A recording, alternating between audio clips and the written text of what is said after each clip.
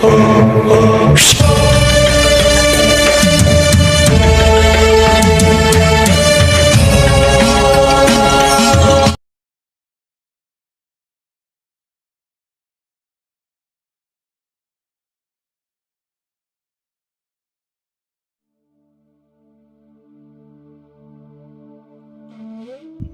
பண்ணிக்கிட்டு இருக்க?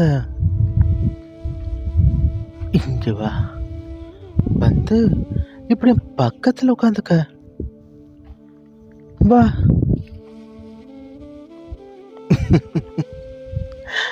உங்ககிட்ட இந்த ஒரு விஷயத்த நான் சொல்லியே ஆகணும். உன்னோட வாழ்க்கையில ஒவ்வொரு அனுபவத்துக்கும் சரியான நேரம் காலம் வரணும். நான் சொல்றது உனக்கு புரியுது தானே? உன்னோட வாழ்க்கையில ஒவ்வொரு அனுபவத்துக்கும் சரியான நேரம் காலம் வரணும். அப்படி சரியான நேரம் காலம் வரும்போது உன்னோட சாயி நிச்சயமா நான் உன்னோட கண்களுக்கு தெரிவேன். இப்போ உனக்கு நம்பிக்கை இருக்கு, ஆனா பொறுமைதான் இல்லை. உனக்கு நம்பிக்கை இருக்கு, ஆனா பொறுமைதான் இல்லை. பிரச்சனை கழுத்தை நெரிக்கும் போது நம்ம என்ன பண்ணணும் தெரியுமா? அமைதியா இருக்கணும். பிரச்சனை உன்னோட கழுத்தை நெரிக்கும் பொழுது நீ அமைதியா இருக்கணும். அப்படி நீ அமைதியா இருந்துட்ட அப்படின்னா பிரச்சனை தன்னால ஓடி போயிடும். அதை விட்டுட்டு தனிமையில அழுகிறதும் யாரும் இல்லைன்னு நினைக்கிறதும், நான் சாக போறேன், நான் சந்தோஷமா வாழ போறேன்னு கூட சொல்லலாம். ஆனா நான் சாக போறேன் அப்படின்னு சொல்லக்கூடாது. சரியா?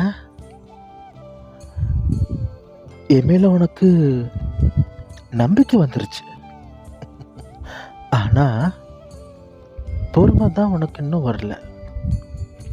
அப்படி பொறுமையும் வரும் பொழுது நிச்சயமா உன்னோட சாயி உன்னோட கண்களுக்கு நான் தெரிவேன்.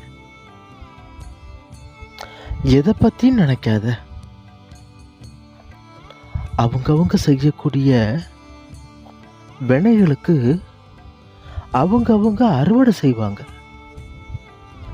அவங்களுக்கு நேரம் காலம் நல்லா இருந்துச்சு அப்படின்னா எந்த கடவுளாலையும் எதுவும் பண்ண முடியாது. அதே தருணத்துல அந்த நேரங்காலம் சரியில்லாம போகும்போது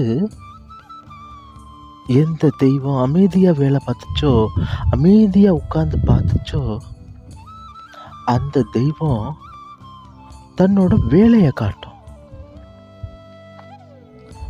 அவங்களுக்கு கூலி வரணும்னு நினைக்கிற. அவங்க யாரு? உன்னோட சொந்தம் இல்லையா? அவங்களுக்கும் உனக்கும் சொந்தம் கிடையாது. ஆனா அவங்க திருமணம் செஞ்ச உறவால உனக்கு ஒரு சொந்தம் இருக்குது. அந்த சொந்தம் நல்லா இருக்கணும் தானே நீ கஷ்டப்பட்டுக்கிட்டு இருக்கிற. அந்த சொந்தம் நல்லா இருக்கணும் தானே நீ கஷ்டப்பட்டுக்கிட்டு இருக்கிற. அதுக்காண்டி உன்னை இப்படியே இருந்துருன்னு நான் சொல்ல வரல. கொஞ்ச நாள் அமைதியா இரு, எல்லாம் மாறும்.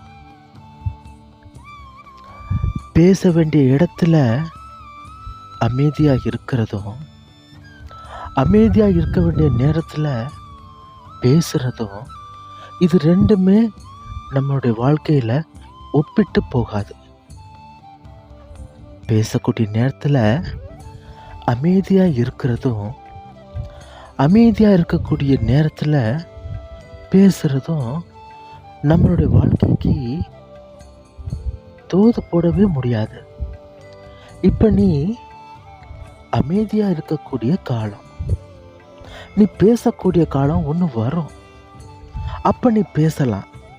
அப்படி நீ பேசும்போது அவங்க எப்படி இருப்பாங்க?